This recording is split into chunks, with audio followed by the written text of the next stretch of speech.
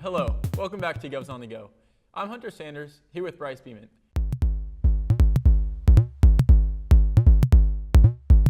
Now, Austin Peay volleyball fell short to rival Murray State 1-3 at Murray on Tuesday, but were able to rally and get the 3-2 win against Eastern Kentucky on Saturday.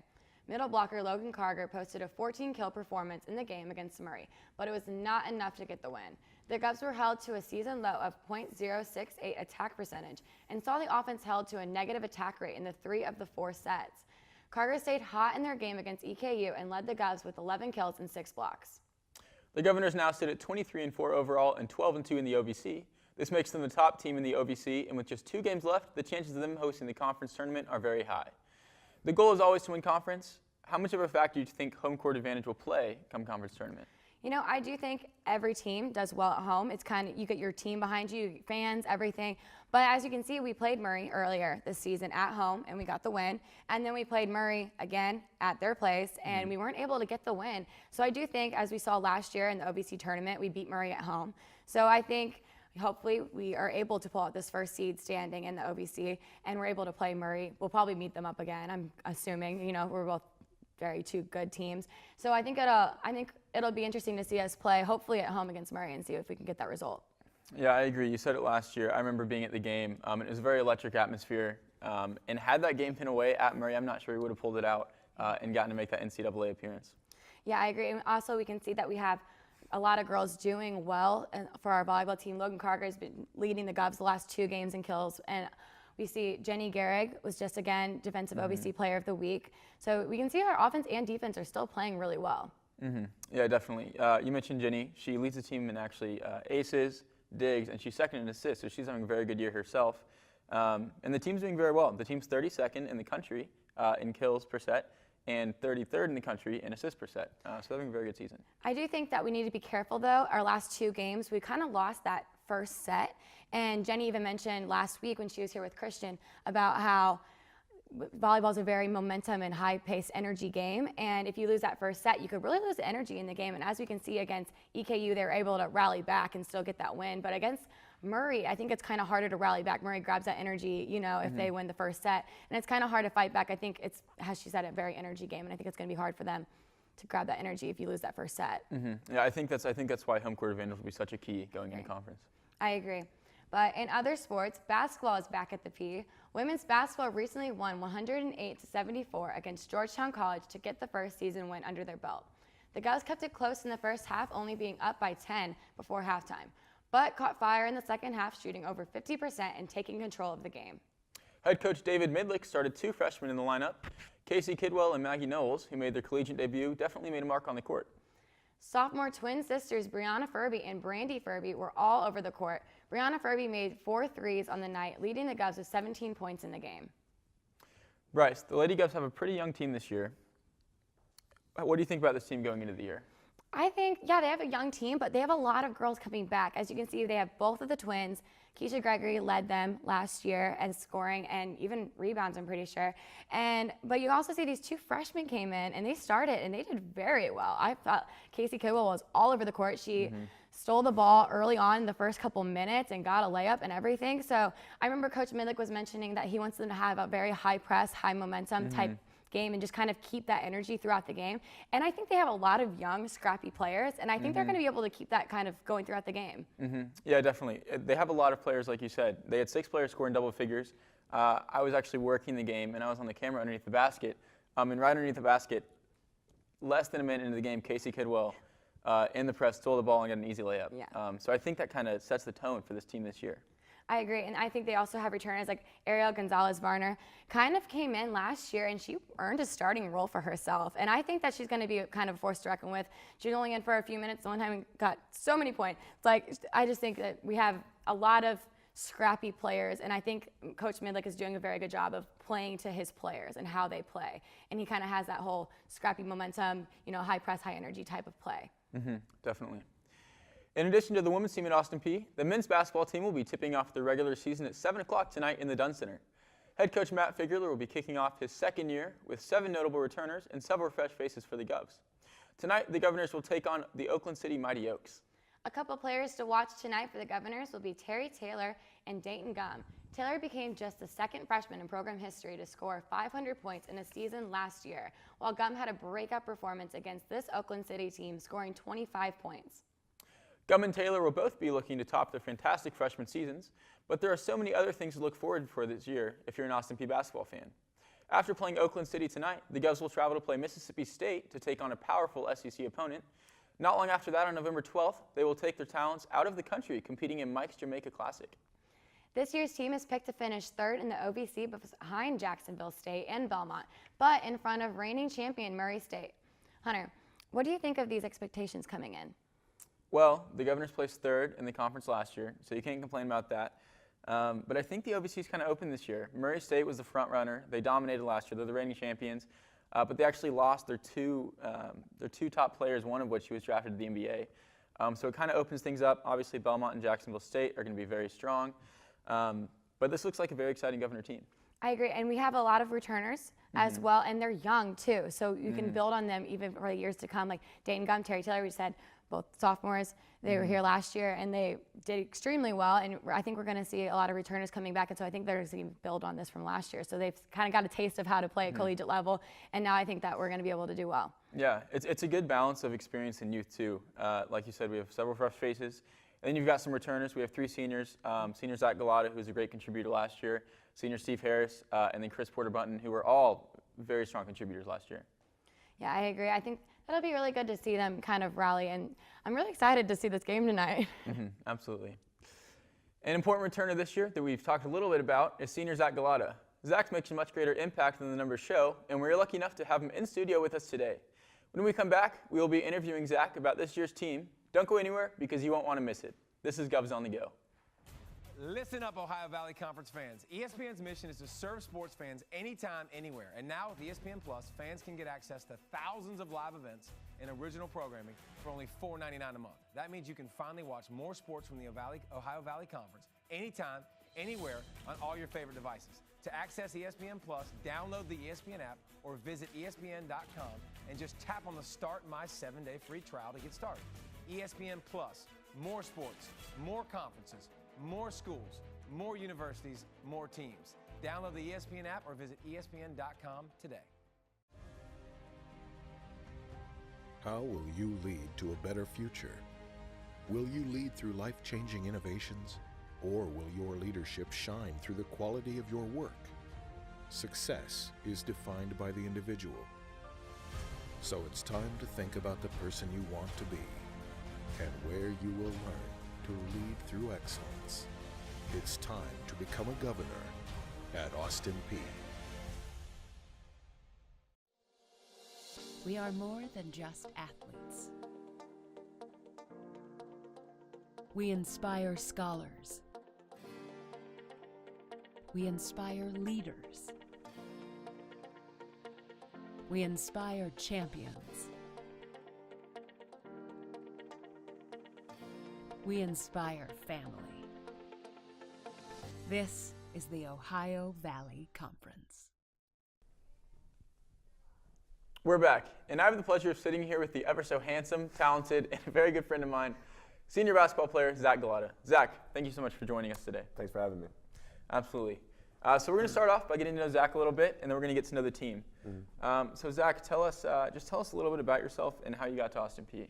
Yeah, so in high school, I grew up in O'Fallon, Missouri. It's where I went to high school, and Fort Zumwalt North. And I just, during that recruiting process, playing AAU basketball, it was actually not the coaches we have now, but former Coach Luce and his assistant, Coach Gibson, is really the one who started watching me play and recruiting me. And I admired Coach Luce's tenure here and his basketball knowledge, and that's kind of what had the final say in me committing here. Awesome. So since you've got here, you've seen two different coaches. Tell us a little bit about how their styles contrast, or two completely different styles. Coach Fig is all about the defensive end. Is very high energy, get in your face at practice, just very demanding, but also just very encouraging as well. He really cares about us and everything. And Coach Luce, on the other hand, was very old school. he was both offense and defensively minded, but he was very laid back for the most part. He did have his moments where he would, get in and yell and this and that. But I think more so he was focused more on the offensive end and everything, and he just had a different approach to coaching, and so it's been 2 years of that, and then now in my second year with Coach Fig, that's probably the biggest adjustment is just Coach Fig really demanding a lot out of us. Okay. Being a senior, what do you see your role being on this team? Well, I think this year, more so than the years past, I've moved more into a leadership role, especially in the locker room. There's a lot of guys. We have a lot of young guys, a couple of freshmen, JUCO transfers, and guys who haven't played for Coach Fig before. And I just think that I've been able to help these guys understand that, hey, when Coach gets on them, he just wants the best for them, and kind of just how things go. We have a lot of guys who have never been through it before. I've never been through Division I off season and practices, and now getting into the games. And so I think that I've been able to help them kind of get through some things early on and just kind of fight that mental battle. Awesome. You mentioned the fresh faces. What can you tell us about them? We know about the returners. You guys have several returning players who are going to contribute. Tell us a little about the new guys, about what we're looking for this year. Yeah, so we have like you said, we have seven returning guys and 6 new guys on the team, and I'm really excited. I think we've gotten better and deeper in every position. Unfortunately, we have a couple injuries right now. Isaiah Hart had surgery on his foot, and we'll be looking forward to getting him back in late December. And then Eli just got hurt. He tore a muscle in his hip. But those are 2 guys who, when we have them on the court, they'll be forces in this conference and on this team. And other guys, we have freshman Antoine Butler, who's a solid point guard. He reminds me a lot of Trey Ivory, from last year, and so I think he'll be looking to kind of fill that role as being just a tough-minded point guard. Mateus, 7-footer from Brazil, who's just, just huge, and it's from my point of view, he is very, very big, So those are guys that we're just looking forward to getting on the court and playing with. We have Jabari, transfer from Western Kentucky, and he's had experience playing. He played at Tennessee and then transferred to Western Kentucky, and so he just brings a lot of college experience with him. And I'm trying to think who else we got. I think that might be it. Seems like you guys have a lot of different players and guys from kind of all different backgrounds. Mm-hmm. How does that play into your team chemistry and what it's like in the locker room? Yeah, man, we have a lot of diversity, and it makes it more fun in the locker room. Guys coming from different backgrounds. It's funny, you tend to, after a while, what I've noticed in the locker room is kind of take on the image and kind of the language and the lingo of kind of the people you're around, and so it's just funny that we have a bunch of great guys that have come together and have just built a camaraderie over the past couple months here in school, and even this past summer as we were here working out and everything. So it's just a great group of guys. Awesome. Let's take it off the court for a minute. I understand you're involved in some other things here at Austin Peay. Mm-hmm. I know you through Fellowship of Christian Athletes. Yeah. So tell me about what you do besides basketball. Oh man, I love serving in the community here on campus. Our basketball team does a lot of community service. Me personally, on my own, I serve on the leadership team of the Fellowship of Christian Athletes, as you mentioned, and that's just something that for me coming in as a freshman was huge, in just building a community around me outside of sports, and so that's something that I just love being around. I love getting to be on the leadership team and preach the gospel, which is ultimately what I want to do with my life and everything like that. So, and then off the court, through FCA and through things in the community, I love working with youth. I serve volunteer at my church and in the youth services and everything, and I just love working with kids. And I have opportunities through FCA to go speak to high school and middle school teams, in the community. And man, it's just Austin Peay and this Clarksville, Tennessee has given me a lot to to do with my life. All right. Last question here. Over the summer, something pretty big happened in your life. You got married. Yes, Tell us a little about that and what it's been like since being married in college. Man, well, married life is awesome. It was fun. It's just something that a lot of people think is unique, me being so young, but this is something me and former volleyball player Ashley Ashley Glotta, we just, when we started dating, we knew where we wanted to go. We knew we wanted to get married, and we didn't see a point in waiting, and so now after the fact, my coaches have talked to me, my teammates have asked me, if anything's different and everything, and really the only thing that's different is instead of one of my teammates being my roommate, now my wife is. That's awesome. Well, Zach, it's been a pleasure. Thank you so much for joining us. When we get back, Brice and myself will tell you a little bit more about Governor Sports. This is Govs on the Go.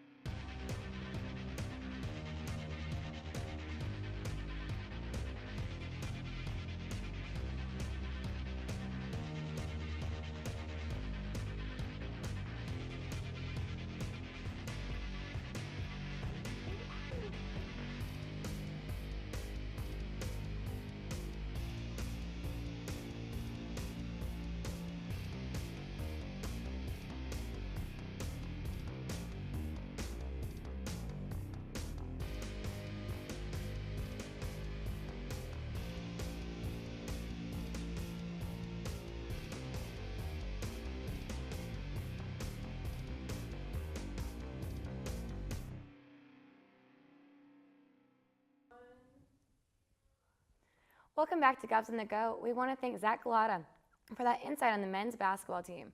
Now, the women's basketball team will be playing SIUE this Friday at 6 p.m. in Edwardsville, Illinois. SIUE is currently in 5th place in the OVC standings. The Govs beat SIUE earlier this season 3-1. The Govs will then turn around and play Saturday at 6 p.m. against Eastern Illinois in Charleston, Illinois. EIU is currently in 10th place in OVC standings.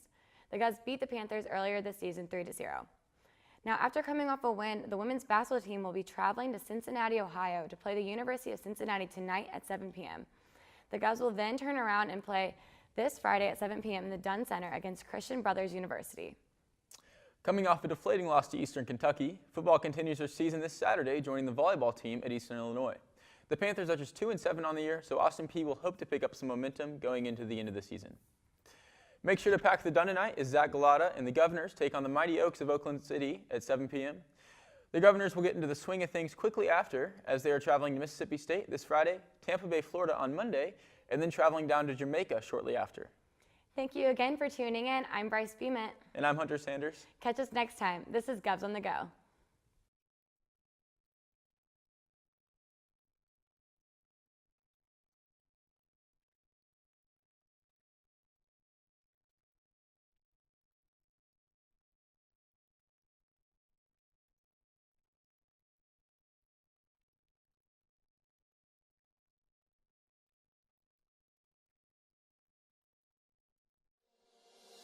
We are more than just athletes. We inspire scholars. We inspire leaders. We inspire champions. We inspire family. This is the Ohio Valley Conference.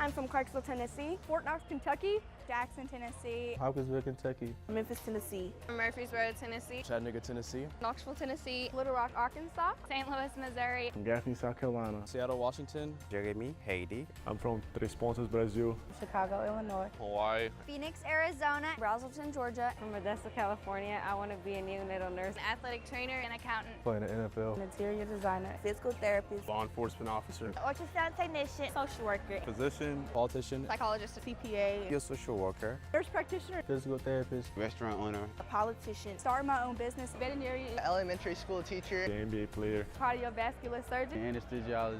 Businesswoman in Nashville. Social worker in Miami, Florida. Politician in Washington, D.C. Colorado. Orlando, Florida. Houston, Texas. In Chattanooga. Memphis, Tennessee. Seattle, Washington. Nashville, Tennessee. San Diego, California. Nashville, Tennessee. New York City, New York. San Diego, California. Atlanta, Georgia. Nashville. Los Angeles, California. New York, New York. Memphis, Tennessee. Nashville, Tennessee. Orlando, Florida. Los Angeles, California. Baltimore, Maryland. Clarksville, Tennessee. Carolina Beach, Carolina. Philadelphia. St. Louis, Missouri. Clarksville, Tennessee.